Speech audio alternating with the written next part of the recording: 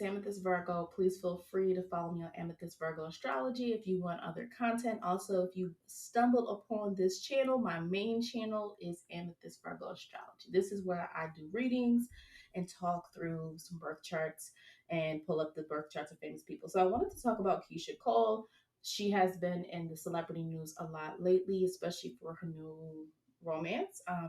Her show, Keyshia Cole was born October 15th, 1981 in Los Angeles, California. Um, by memory, it has been reported from, I guess, like her memory or her family's memory that she was born at 11 p.m. So that's what we're going to go with here. And Keyshia Cole has been an R&B singer. She's been a singer. She's been, famous since the mid to early 2000s. So she's had a pretty lengthy career so far. Keyshia Cole is 42, and the recent romance that she has with, I'm sorry, I don't know how to pronounce this music artist's name. I had not heard of him until then. Hunkso. So he's 24. So it's just a lot of like age gap relationships that have been happening lately in the industry. And it's interesting because it is the reversal. It has been like the older woman, younger man. I did a video about um, Drea, expecting a baby with her partner and that age difference. Little Kim is also dating someone with an age difference. So, there's a lot going on there with that. Um, but with Keisha, what recently happened, like, okay, we heard about she was dating this guy, cool, whatever. But then there was some drama happening where someone that he used to date apparently was like, oh, well, he's still dating me, or we're still dealing with each other. So there's a lot of things going on there. Keisha Cole has had dated other famous people before, which is fine. The industry, people tend to, there's some overlaps there. But like I know she was married at one point to Daniel Gibson, who was a former, I think he's not playing anymore, but an NBA player. They were married for about 3 years. She's also dated Bow Wow, Young Jeezy, Birdman, I think The Game. And she has two children, I believe it's two kids. Let me just double check. She has a kid. I know she has a kid with her former husband. And then she also has a kid with, let me see, Nico Hale, who's a younger guy as well. So she has a history dating younger guys. So let's look into this. Okay, I don't want to go too much. So the first thing that stands out to me is like a Gemini moon, right? Gemini is, yes, she's a Libra, but Gemini because Gemini is a sign associated with youth. It is associated symbolically. I'm just saying symbolically with like the ages of 14 to 21. So it's very youthful energy. And so when people have Gemini in their chart, they do tend to have like very playful or just a very youthful demeanor, even if they're not young, right? And so her Gemini moon can represent this kind of openness. Like younger men sometimes may, and she's not always dated younger men. Like she's dated men older than her, but her last two high profile relationships seem to have been younger. So like my point is, I'm not surprised, right? And also industry. So she has her moon in 11th house. She's connected a lot to people that are in a social circle, right?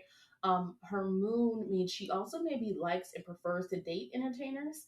Now, whether she should try dating like a man who's not in the music industry, right? Not in the entertainment industry, and maybe yield some results where it's different, But also, she likes excitement. She has Mars and Leo, the 27th degree.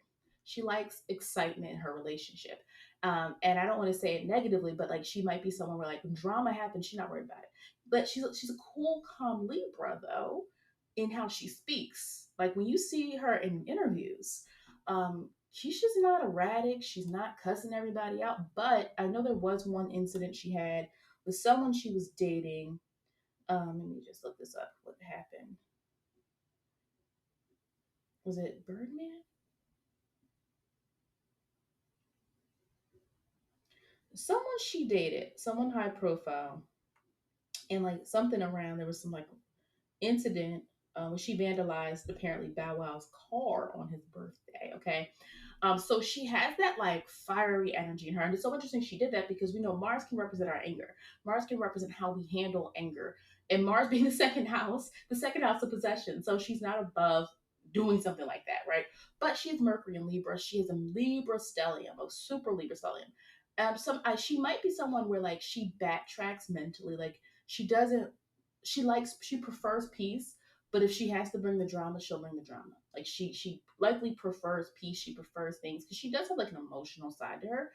If she has a stellium in the fourth house, it's like she seeks companionship. She seeks to relate to people, and she likely has been hurt. So like what'll like probably happen is like she'll relate to in her relationship. She'll feel like they are getting closer, they're getting a bond, and then the minute something happens negatively, it's hard for her to take. And she might sometimes maybe like unleash some anger. But in the last clip that I saw of her a few days ago, she was talking about like, this is messy, but I'm not worried about this. She was like, that's an old picture that girl had up with her and Hunk So. So, I don't know what the new thing is. The latest, I'm not really keeping up to date with it. If I see it, in a feed, then I'll, see it, but I'm not really keeping up to with the date with this story. But also what stood out to me is Venus and Sagittarius.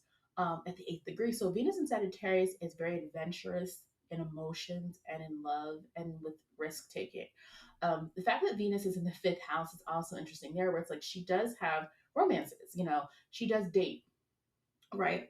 And again, I'm not speaking to any like the intimate details of her dating because we don't know that, but she does like to date. She is someone who she likes the process. She likes getting to know someone. And but the eighth degree, I do degree systems. The degrees of the eighth can be really, but it can also get really consumed easily. So it's like some of her relationships start off as like, oh yeah, we're just cool, we're just hanging out, it's not that big of a deal. But at the end of the day, she is a Cancer rising, right? And she's a Cancer rising the 14th degree. She desires emotional connection, and so it's not that she's wrong, and wanting connection. I think what I would say, and again, I don't know everything about her, but like it might just be the industry guys. Like it might be that she would do better with someone. I'm not saying she has to date someone who, makes less money than her or someone who's not as successful as her, but she could find someone who makes the same money or makes the same amount as her in a different industry, because I think with this industry, there's a lot of distractions that people have. And so the commitment that she's seeking from these men, I don't know if it's always going to be there, right? In the way that she may want it to be. Her chart ruler is her moon, right? But her moon is 11th house. So like she wants to also be accepted. She wants to be accepted socially. She wants to be accepted by her peers. Part of her may also feel like having a successful relationship is a part of her image, right? But at the end of the day, she also has her North Node in Cancer. I don't want to go too far into North Nodes, but her North Node in being in the first house would mean she's also here to learn self love. She's here to learn how to nurture herself.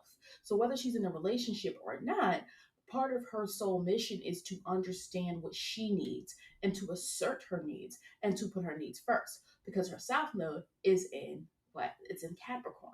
So a past situation, a past life of being successful, being publicized, 27th degree, through a marriage, through a relationship. That was the key to success, right? Also with Mercury and Libra and retrograde. I don't want to go too far to a chart reading because I do more of this with my chart readings, but this retrograde, even her Mercury being in the fourth house. So it's like even maybe past situation, past life, this Mercury is squaring the South Node. It was like maybe even not even be able to speak up for herself. So being able to speak up for herself is likely also a theme, right? In terms of look at 27. I tell you about the 27. Um, but also she is here to bond and relate to people. I think there is something to that. She's a Cancer rising. She also has a stellium in the fourth house. So she's not doing it's not that she's wrong in seeking emotional attachment. It's that she has to dive deeper into what is she getting from those emotional attachments, right?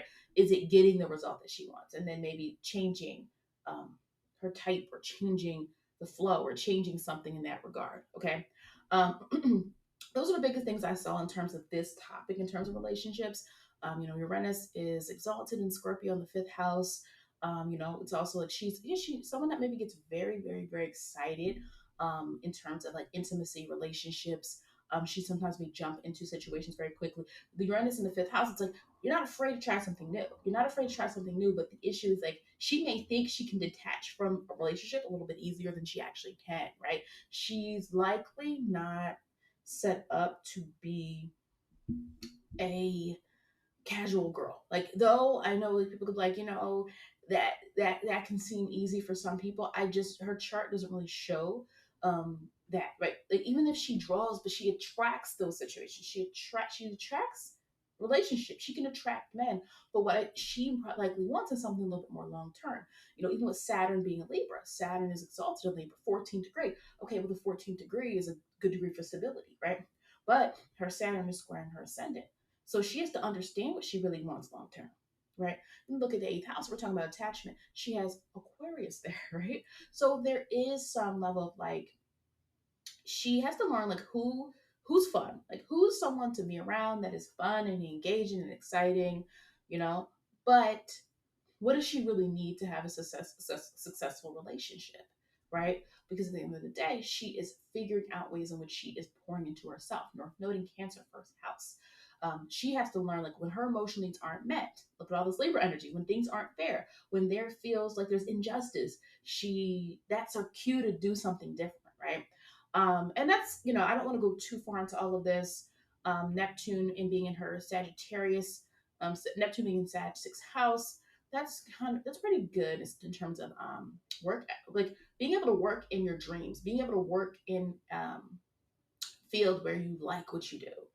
Neptune, when it's in sixth house, it doesn't like to it likes to do things that it feels are uplifted, that makes that again when I say it, I'm talking about the energy. But in a person's chart, Neptune in sixth house, like you always have to be doing something motivational or something inspiring, usually, right? In Sagittarius, it has to be something that you are aiming for, something that you believe in, right? So her work is important to her because it's something where she had success at a pretty early age, luckily for her.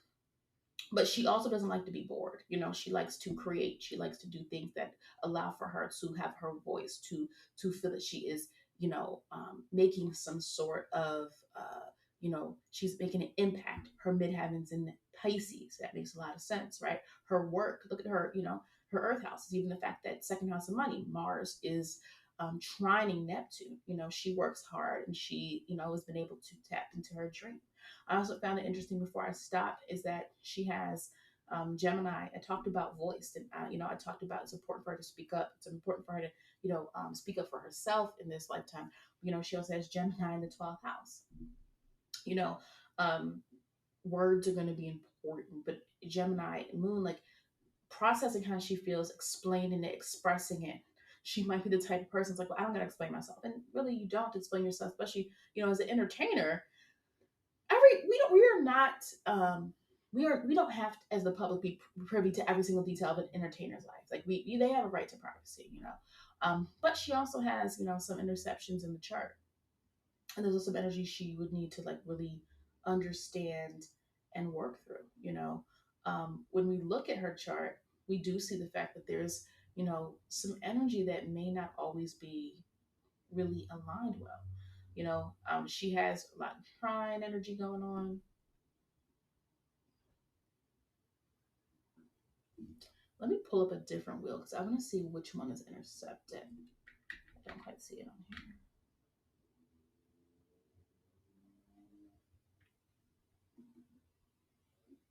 All right. So when I pull her chart up using this one, we see the interception is between Aries and it is between Libra. Okay. Her Libra energy, knowing how to partner successfully, knowing how to partner. She doesn't have any 19 degrees in this chart. So knowing how to partner with the right people is thematic. She wants it. She embodies all this Libra energy. She really doesn't like drama, but sometimes things happen and she's going to unleash that side of herself. Remember her she's, and again, I would love to know where her, I don't want to go too much into this. Where's her Black Moon Lilith? Her Black Moon Lilith is in Sagittarius in the fifth house. She can be impulsive sometimes, especially when she wants to get something, right? Especially when she feels like she's invested in something, the second degree, and it doesn't turn out, right? We also can look at the fact that she has Aries blocked as well. Not fully understanding Aries energy, not fully understanding what actions to do in terms of impulsivity, maybe some issues with impulse control, right? She also has, if we look here, where's her Juno's in Scorpio, 18 degree. Her ideal relationship is fun, fifth house, someone that's fun. Her ideal partner is fun, open, maybe also loves kids, 18 degree, okay. But this has to be someone who's willing to improve. and someone that is effective in relationship development. And also the Scorpio attachment, someone who is really as invested emotionally as she is her would be her ideal relationship situation, right? So I don't want to go too far into some of these these other placements that I pulled up. If I was doing a chart reading, I would be diving a little bit more deeper into some of these. But this is what I noticed about her chart in terms of her relationship themes, and also just things in which some things that show up in her chart, which can help us understand a little bit more about what she's experienced in that area.